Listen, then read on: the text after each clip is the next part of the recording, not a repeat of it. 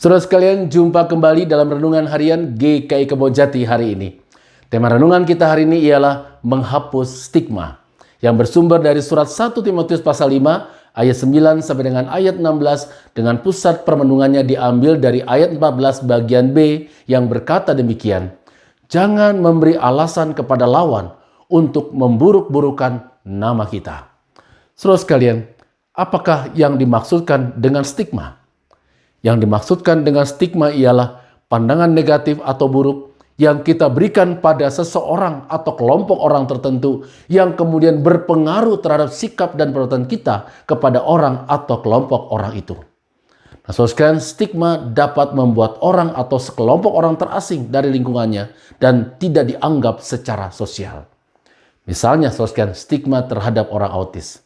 Mendengar kata autis, orang bisa saja langsung berpikir mengenai orang yang sulit berkomunikasi dengan orang lain, orang yang hiperaktif, sukar mengendalikan diri, kurang bisa berkonsentrasi, dan sebagainya.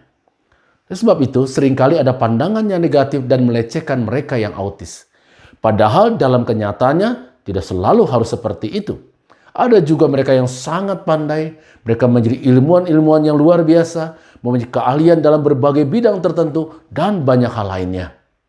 Saudara sekalian, pembacaan kita hari ini juga berbicara tentang stigma. Stigma yang mengganggu dan meresahkan kehidupan jemaat pada masa itu, yaitu stigma bahwa janda adalah pengganggu kehidupan rumah tangga orang lain. Ternyata stigma ini sudah ada begitu lama di lingkungan masyarakat kota Efesus dan dalam lingkungan jemaat di kota Efesus yang digembalakan oleh Timotius. Padahal yang mengganggu rumah tangga orang itu kan saudara sekalian tidak selamanya janda. Dan tidak selalu pelakunya adalah perempuan.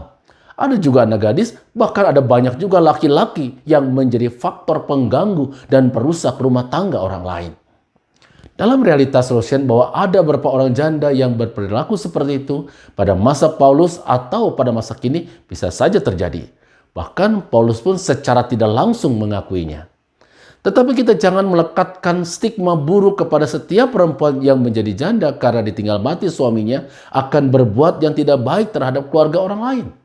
Karena dari mereka pun banyak yang mandiri dan hidupnya menjadi teladan dalam keseharian dan pelayanan di gereja ataupun di tempat yang lain.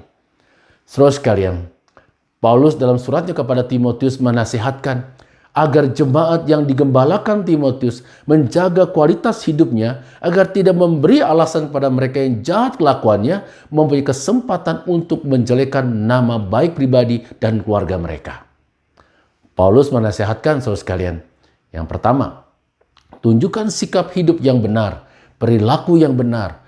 Tujuannya ialah agar tidak memberi kesempatan kepada orang yang tidak suka kepada kita mempunyai peluang untuk menjelekkan nama baik kita dan nama baik keluarga kita. Yang kedua, jalani kehidupan rumah tangga atau berkeluarga dengan baik. Bangun kesetiaan dengan pasangan hidup kita. Dengan demikian, kita menutup kesempatan orang yang usil untuk merusak kebahagiaan rumah tangga kita. Ketiga, jaga perkataan atau omongan kita agar tidak menjadi sumber gosip yang menjelekan orang lain atau keluarga orang lain, sehingga kita pun tidak akan dinilai sebagai pembuat dan penyebar gosip, pembuat stigma yang merusak kebahagiaan keluarga orang lain. Saudara sekalian, jika kita dapat melakukannya, maka kita dapat mencegah ada stigma negatif pada orang lain dan juga menghindarkan diri kita sendiri mendapatkan stigma yang buruk dari orang lain. Jika kita dapat melakukannya apa yang dinasihatkan Paulus, saudara sekalian, maka kita dapat menghapus stigma yang melecehkan hidup orang lain yang ada di sekitar kita. Memberikan stigma pada seseorang adalah perbuatan yang tidak pantas dilakukan oleh seorang Kristen. Menstigma adalah perilaku yang melukai perasaan orang lain dan merugikan hidup orang lain. Hidup kita sendiri juga tidak akan menjadi lebih baik dan terlihat lebih baik ketika memberikan stigma buruk pada orang lain yang tidak kita suka khususnya.